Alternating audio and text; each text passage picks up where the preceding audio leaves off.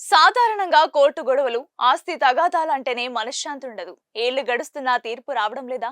న్యాయం మీ వైపున్నా కోర్టు మెట్లెక్కలేక అలసిపోయారా? ప్రత్యర్థుల ఎత్తుగడలతో విసిగిపోయారా? ఒక నిమిషం ఆగండి. ఈ ఒక్క స్వామిని గనక మీరు నమ్మకంతో ఆరాధిస్తే ఎంతటి క్లిష్టమైన కేసులోనైనా విజయం మీ సొంతం అవుతుంది. న్యాయ దేవత మీ వైపే నిలుస్తోంది. అది ఏ స్వామి? ఆ శక్తివంతమైన పరిహారం ఏంటి? ఇప్పుడే తెలుసుకుందాం.